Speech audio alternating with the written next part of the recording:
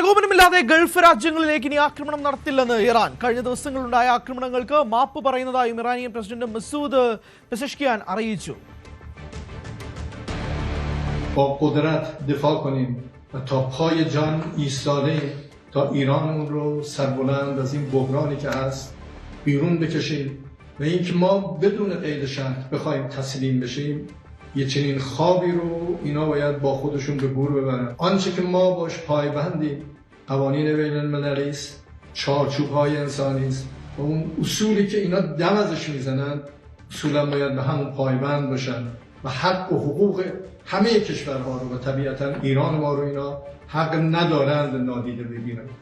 من اینجا لازم از کشورهای همسایه که مورد حمله قرار گرفتن از طرف ایران از طرف خودم عذرخواهی کنم برای اینکه ما این روند و اوضاعی که اتفاق افتاد فرماندهان ما، رهبر ما، عزیزان ما در حقیقت جان خودشون رو از دست دادن به خاطر تجاوز وحشیانه‌ای که داشت و نیروهای مسلح ما قهرمانانی که جان کف دستشون گذاشتن که از تمامیت ارضی دفاع کنن.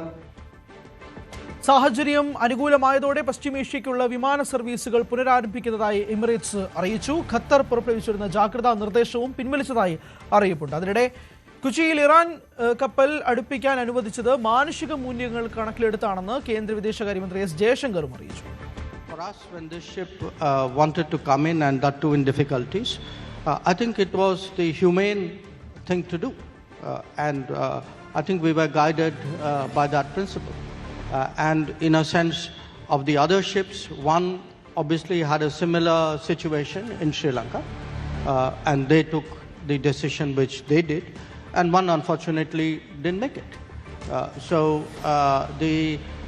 I think where we really approached it from the point of view of, in a sense, of humanity, of other than whatever the legal issues were, and I think we did the right thing. മാനുഷിക മൂല്യങ്ങൾ കണക്കിലെടുത്തുകൊണ്ട് മാത്രമെന്ന് ജയശങ്കർ വ്യക്തമാക്കുകയാണ്. മനു ഭരത് ചേർന്ന വിശദാംശങ്ങളുമായി. മനു, ഇനി ആക്രമിക്കില്ല, പക്ഷേ കീഴടങ്ങില്ല. അയൽ രാജ്യങ്ങളോട് മാപ്പും അറിയിക്കുന്നുണ്ട്. പക്ഷേ അയൽ രാജ്യങ്ങളിൽ നിന്നും ഇനി ആക്രമണം വന്നാൽ തിരിച്ചടിക്കുമെന്നും പെസഷ്കിയാൻ വ്യക്തമാക്കുകയും ചെയ്യുന്നുണ്ട്.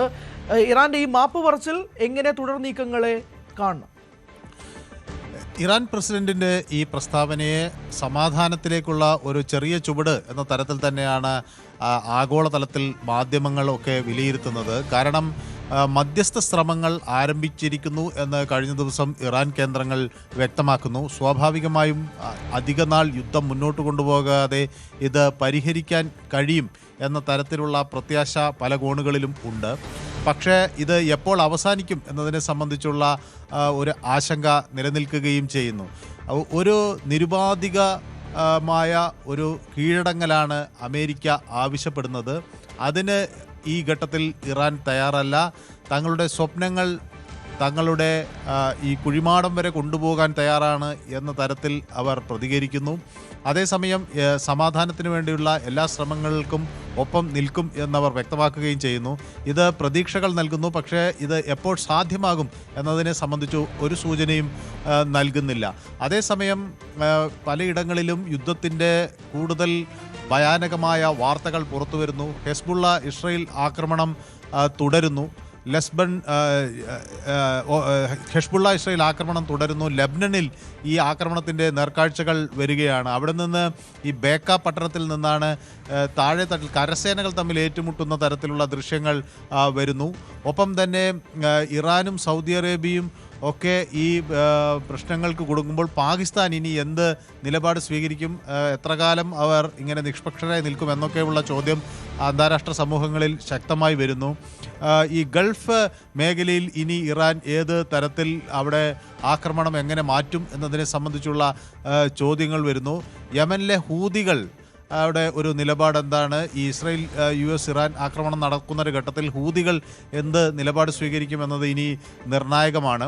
ഏതായാലും തെഹ്റാനിൽ ഇപ്പോഴും വ്യാപകമായ ആക്രമണം നടക്കുന്നു എന്നത് ഒരു വശത്ത് വരുന്നു. ഖത്തറിൽ ആക്രമണം വന്നതായും അവിടെ നിന്ന് മിസൈലുകൾ തടഞ്ഞതായും ഖത്തറിൻ്റെ വിദേശകാര്യ മന്ത്രാലയം വ്യക്തമാക്കുകയും ചെയ്യുന്നുണ്ട്. സാമ്പത്തിക മേഖല വലിയ തോതിൽ ബാധിക്കപ്പെട്ടിരിക്കുന്നു. ഇറാൻ്റെ സ്റ്റോക്ക് എക്സ്ചേഞ്ചുകൾ ഇപ്പോൾ അടഞ്ഞു കിടക്കുന്നു. അത് തുടർന്ന് കീഴടക്കും എന്ന തരത്തിൽ തന്നെയാണ് വിവരങ്ങൾ പുറത്തു വരുന്നത്.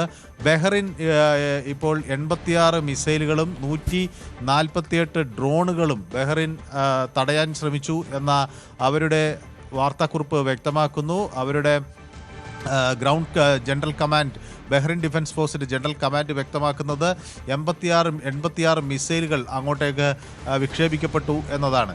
അപ്പോൾ ഏതായാലും മധ്യേഷ്യയിൽ ആക്രമണം തുടരുന്നു. പലയിടങ്ങളിലും മാസീവ് എക്സ്പ്ലോഷൻസ് കേൾക്കുന്നു. ഇത് ഈ യുദ്ധം കനത്ത രീതിയിൽ തന്നെ മുന്നോട്ട് പോകുന്നു എന്ന തരത്തിലുള്ള വിവരങ്ങൾ തന്നെയാണ് പുറത്തു വരുന്നത്. മലയാളികൾ ഇനി കുടുങ്ങിക്കിടക്കുന്നു, അല്ലെങ്കിൽ അവരുടെ വരവ്, ഇതൊക്കെ വലിയ തോതിൽ ചർച്ചയാകുന്നു. ഇറാനിൽ ഒരു മലയാളി കുടുങ്ങി എന്നതിൻ്റെ വിവരങ്ങൾ പുറത്തു വരുന്നുണ്ട്. അത് വലിയ തോതിൽ ആശങ്കയ്ക്ക് വഴിവെക്കുകയും ചെയ്യുന്നു.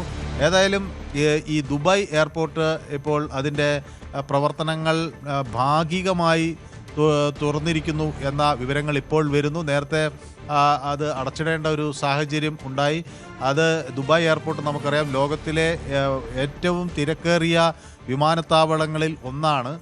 സ്വാഭാവികമായും അവിടെ ചില പ്രശ്നങ്ങൾ ഉണ്ടായതിനെ തുടർന്ന് അത് അടച്ചിടേണ്ടി വന്നു. പക്ഷേ ഇപ്പോൾ ഭാഗികമായി പ്രവർത്തനം ആരംഭിച്ചിരിക്കുന്നു. ദുബായ് ഇൻ്റർനാഷണൽ എയർപോർട്ടിൻ്റെ പ്രവർത്തനം ആരംഭിച്ചിരിക്കുന്നു. ദുബായ് വേൾഡ് സെൻട്രൽ അൽ മക്ദൂം ഇൻ്റർനാഷണൽ എയർപോർട്ടിൻ്റെ പ്രവർത്തനങ്ങൾ ആരംഭിച്ചിരിക്കുന്നു എന്ന വിവരങ്ങൾ പുറത്തു വരികയാണ്. അങ്ങനെ